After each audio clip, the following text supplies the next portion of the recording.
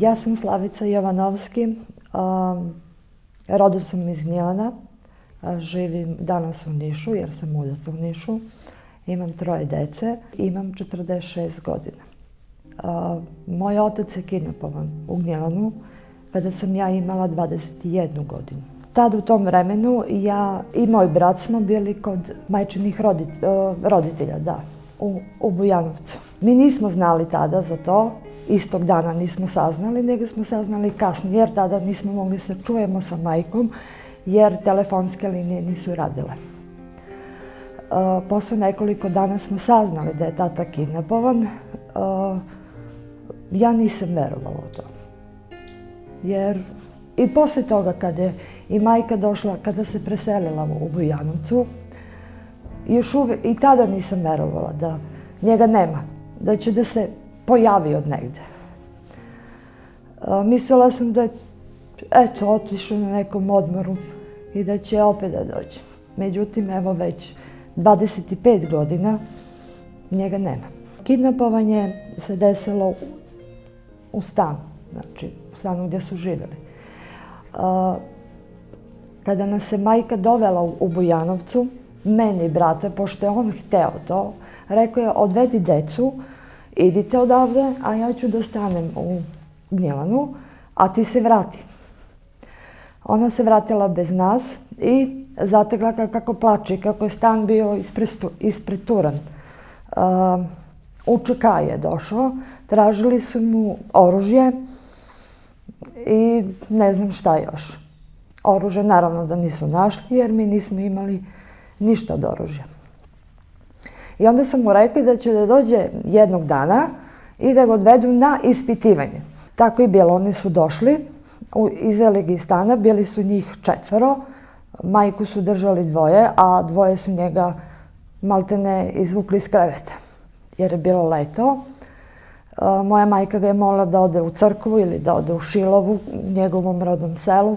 On nije hteo, idem samo da me pitaju, vratit ću se ja. Ništa. Od tog dana nema nikakvog traga. Svaki trag se gubi.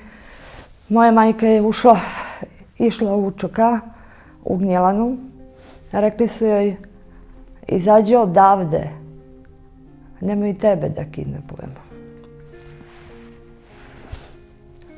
Svesna šta je uradila, kaže, požurila sam kući što pre. A šta ako i ja odem i mene odvedu? Šta će deca da rade sami? Posle toga ništa. Išla je svuda po ovim organizacijama. Prijavila je u crkvi, imala organizacije, ne mogu se setim kako se to zvalo, ali od tada ništa. Mi smo se preselili u Bujanovcu i moja majka je došla u Bujanovac.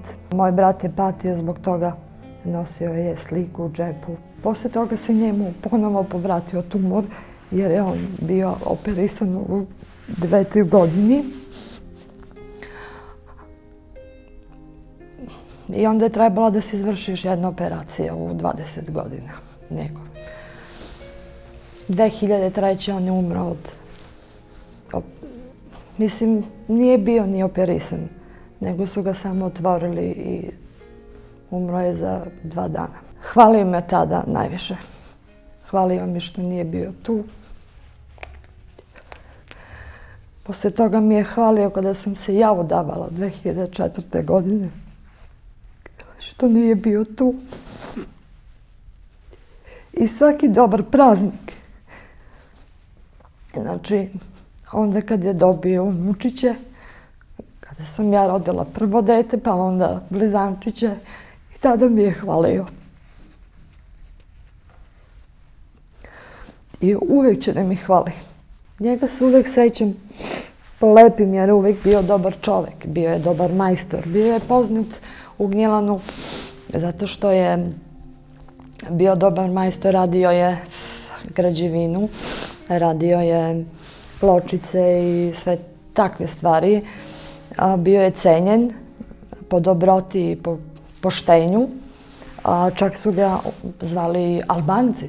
Albanci su ga možda i najviše zvali zato što je bio pošten čovek. Radio je i kod njih možda najviše. Imao je dobrog prijatelja gdje je sagradio sve kod njega. A ja ne znam da tako dobar čovjek ne stane na takav način. Čime je on to zaslužio i kome je on toliko zasmetao.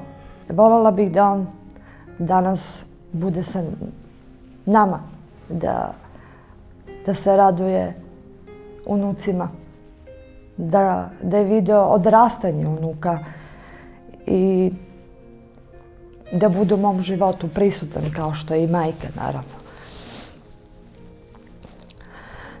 Ali toga nije bilo niti će da bude. Majka je išla na raznim ovim skupovima iz Crvenog krsta.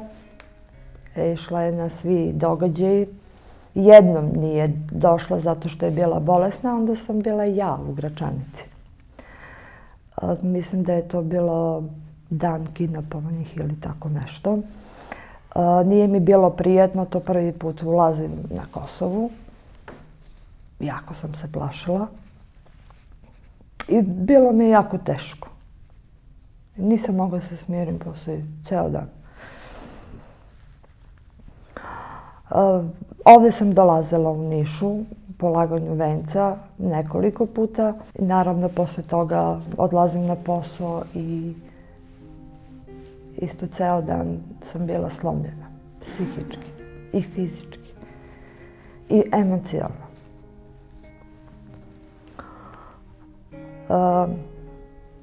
Nadam se da niko ovo neće da proživi. Nijedna više generacija. Jer to ne bi trebalo tako. Ne zaslužuje nijedna porodica da nema svog voljenog. Jedino bih voljela da imam mesto, kao sad što odem na grobu svog brata i zapalim sveću. Tako da odem i kod njega da zapalim sveću, jer mi ne znamo gde je.